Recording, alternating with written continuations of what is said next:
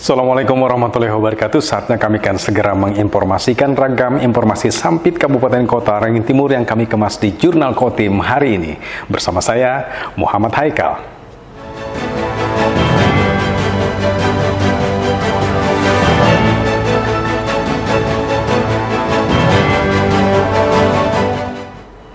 Sebagai generasi penerus, pelajar diminta untuk tidak takut dalam menghadapi seluruh tantangan yang ada.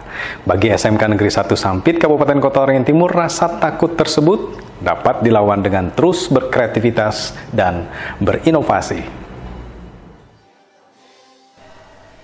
Di tengah lajunya perkembangan zaman, jangan membuat generasi muda menjadi terlena dan pasif.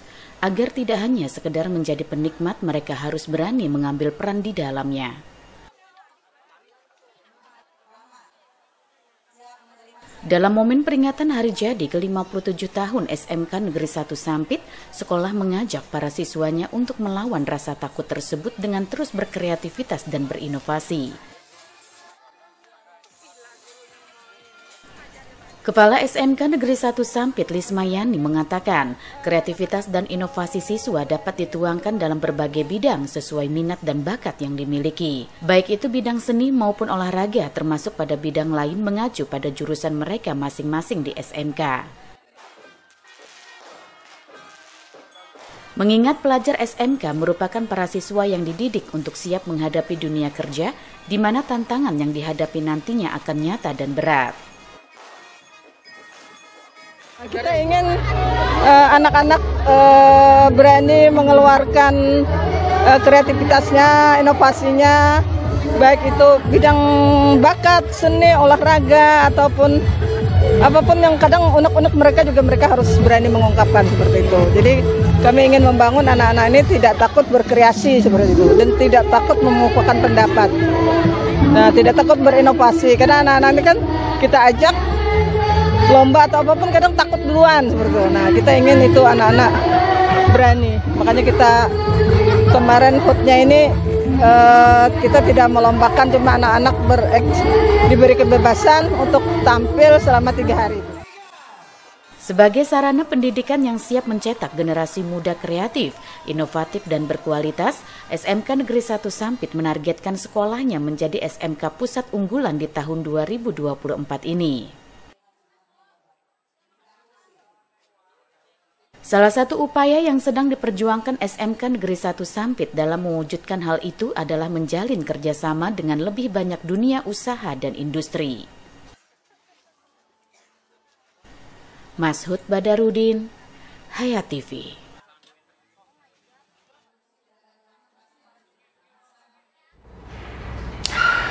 Sementara itu pemirsa, sudah hampir 1 pekan terakhir halaman Sekolah Dasar Negeri 3 Sawahan Sampit Kabupaten Kota Rangin Timur terendam banjir. Aktivitas belajar mengajar di sekolah pun terpaksa ditiadakan dan dialihkan melalui pembelajaran secara daring. Banjir yang melanda kawasan SD Negeri 3 Sawahan, Kecamatan Mentau Baru, Ketapang, sudah terjadi sejak Sabtu 6 Januari lalu hingga Jumat 12 Januari. Banjir masih menutupi akses jalan menuju sekolah hingga halaman sekolah. Banjir terjadi akibat hampir setiap harinya kota Sampit dilanda hujan secara merata dengan intensitas sedang hingga lebat. Besarnya debit air hujan tidak mampu ditampung oleh anak sungai Mentaya di sekitarnya hingga meluap membanjiri sekolah.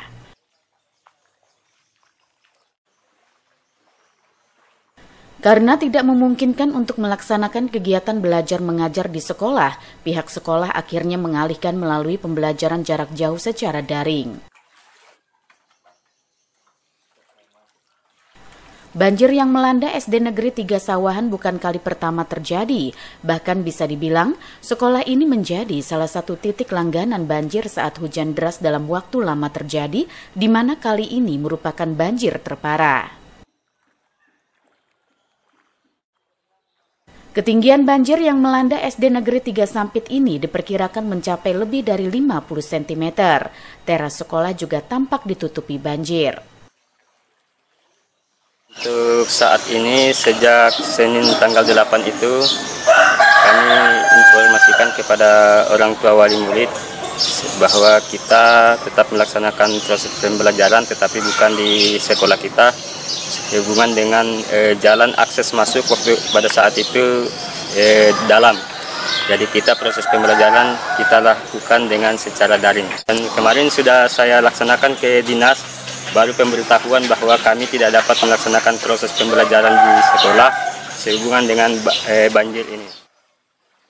Agar bisa memberikan pelajaran secara daring melalui sekolah, pihak sekolah SD Negeri 3 Sawahan membuat rakit sederhana sebagai sarana yang bisa digunakan para guru menuju sekolah.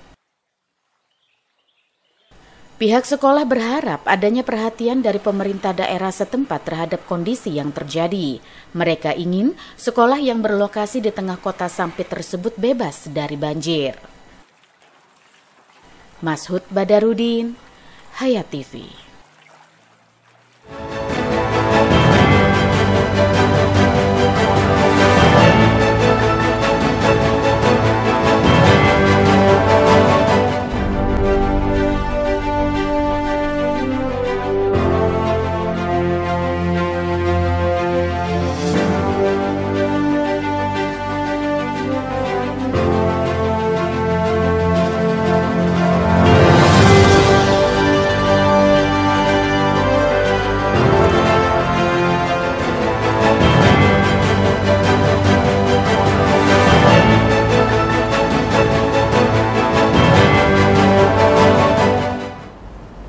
Dari Kabupaten tetangga Pangkalan Bun dilaporkan hujan deras yang terjadi merata hampir di seluruh wilayah Kota Waringin Barat dan sekitarnya pada Rabu malam 10 Januari 2024 lalu, menyebabkan puluhan kawasan pemukiman warga di Pangkalan Bun terendam banjir.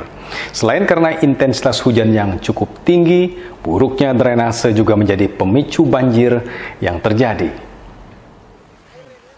Hujan deras dengan durasi yang cukup lama di Kabupaten Kota Waringin Barat membuat banyak kawasan perumahan warga terendam atau tergenang banjir. Drainase yang buruk serta adanya pendangkalan sungai membuat air hujan tidak bisa langsung mengalir dan menggenang. Badan Penanggulangan Bencana Daerah atau BPBD Kabupaten Kota Waringin Barat mendata ada puluhan kawasan di dalam kota Pangkalan Bun yang terdampak banjir akibat hujan kali ini. Pendataan yang dilakukan hingga Kamis dini hari, lokasi banjir atau genangan air akibat hujan terjadi di ruas jalan depan Pangkalan Bun Park, Jalan HM Rafi'i, Komplek belakang RSUD Sultan Imanuddin Pangkalan Bun, Perumahan belakang JOP, Jalan Rambutan, Pemukiman Pesona Regensi Jalan Sultan Imanuddin, Perum Bougainville, Jalan Ahmad Wongso. Kemudian Jalan Jenderal Sudirman, Gang Haji Hasim, Jalan Ratu Mangku Komplek BTN Radio Jreng, Jalan Iskandar depan Sate Ayayan, Jalan Pasanah depan SMP 2, depan Pondok Imam Syafi'i, dan yang lainnya.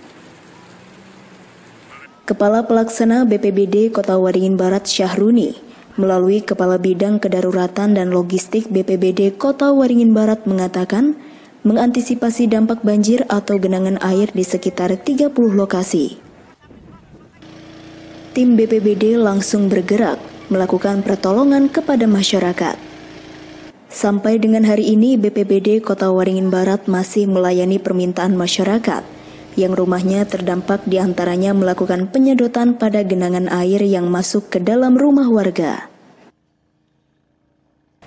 Kami dari tim BPBD yang mewakili pemerintah daerah, mulai tadi malam hujan turun dengan deras. Semua ada 30 TKP itu yang kejadian tergenang oleh banjir disebabkan oleh intensitas hujan sangat tinggi.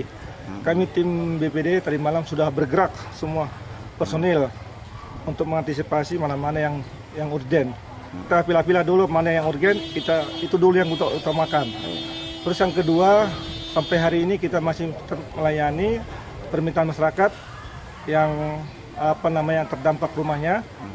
Contohnya pagi ini kita masih melayani di Jalan Kawitan, Gang Keong. Tim kita lagi di sana untuk penyedotan rumah warga yang yang tergenang air masuk ke dalam rumah. Salah satu warga yang rumahnya terdampak banjir berterima kasih kepada pemerintah daerah yang bergerak cepat membantu dan memberikan bansos kepada warga yang terdampak banjir. Menurutnya, perumahan tempat tinggalnya memang rutin terjadi banjir apabila terjadi hujan yang sangat deras. Ketinggian air di tempat tersebut mencapai lutut orang dewasa. Ini dari mulai tadi malam, tapi kalau hujan di sini memang rawan banjir, Pak. Ini alhamdulillah tadi pagi ada bantuan dari Pak Lurah juga sini di rumahnya ibu saya sini. Jadi alhamdulillah sekarang disedot, cuman kalau meskipun sudah disedot, tapi nanti kalau hujan lagi tetap banjir lagi, Pak. Jadi gimana ya solusinya, mudah-mudahan ada yang membantu lah, Pak. Tapi juga alhamdulillah sih dari kelurahan semua datang membantu untuk menyedot supaya cepat selesai, cepat surut, alhamdulillah. Dirinya berharap untuk kedepannya agar ada solusi dari pemerintah daerah Kota Waringin Barat agar banjir tidak terjadi lagi sehingga aktivitas warga dalam sehari-hari tidak terhambat. Tim Liputan SBTV. Masih dari Kota Waringin Barat, pemirsa, sebuah pagar beton yang berada di perbatasan RT 17 dan RT 21 Kelurahan Madurjo ambruk dan menimpa sebuah rumah milik warga yang ada di belakangnya. Akibatnya rumah tersebut mengalami kerusakan dan harus direlokasi. Sebuah rumah warga yang berada di perbatasan RT 17 dan 21 Kelurahan Madurjo, Kecamatan Arus Selatan, Kabupaten Kota Waringin Barat rusak parah usai tertimpa tembok beton yang ambruk saat diguyur hujan lebat pada hari Rabu malam kemarin. Menurut pemilik rumah, Sanelam mengatakan bahwa saat kejadian dirinya bersama sang istri dan anaknya tengah beristirahat di dalam rumah. Tiba-tiba dikejutkan dengan ambruknya tembok yang mengenai rumahnya. Beruntung saat beton tersebut ambruk, kamar tidur yang sebelumnya berada di ruangan yang tertimpa tembok telah pindah ke ruangan lainnya, sehingga saat kejadian seluruh penghuni rumah selamat. Pemilik rumah dibantu dengan warga dan tetangganya mengevakuasi barang-barang dari rumah Sanelam yang tengah rusak dan sementara tinggal di rumah kerabat yang ada di sebelahnya. Atas musibah tersebut, pihak Kelurahan Madurjo melakukan pertemuan dengan pemilik rumah dan perwakilan pemilik lahan yang temboknya ambruk, serta dihadiri anggota DPRD Kota Waringin Barat, Ketua RT, Babinsa, serta Babin Kamtipmas, membicarakan terkait kompensasi atas kerusakan rumah yang tertimpa tembok. Hasil pertemuan tersebut disepakati bahwa pemilik tanah bersedia untuk mengganti kerusakan rumah Sanelam yang tertimpa tembok. Dari pagi tadi sudah dicek dari pihak dinas, karena ini terkait antara dua pihak pribadi, sehingga dua pihak kita utamakan untuk bertemu dulu bagaimana pertanggungjawaban dari pihak pemilik tanah yang di depan, sehingga tadi sudah kita laksanakan pertemuan. Artinya dari pihak kedua belah pihak sepakat untuk berdamai dengan tuntutan minta mohon dibangun kembali rumah yang roboh akibat kena rubuhan pagar tadi. Dan dari pihak yang pemilik tanah Pak Roni pada intinya mereka sepakat untuk mengganti rugi, namun rinciannya akan dibahas di pertemuan selanjutnya, melihat rapnya dulu terlebih dahulu. Yang keluarga langsung ya namanya ada yang tidur waktu itu kan tidur, ada ya bahan itu bangun. Ya itu langsung bangun ya langsung enggak lari, anaknya langsung itu roboh langsung ya keluarnya sudah seperti juga. Jadi Anggota DPRD Kota Waringin Barat Muhammad AR yang meninjau lokasi musibah sekaligus turut dalam pertemuan berharap bahwa kesepakatan oleh kedua belah pihak dapat dilaksanakan, sehingga rumah warga yang rusak bisa segera diperbaiki dan digunakan kembali. Untuk pemilik lahan, hendaknya lebih memperhatikan pembangunan pagar atau tembok sesuai dengan standar agar tidak membahayakan terutama bagi lingkungan sekitarnya.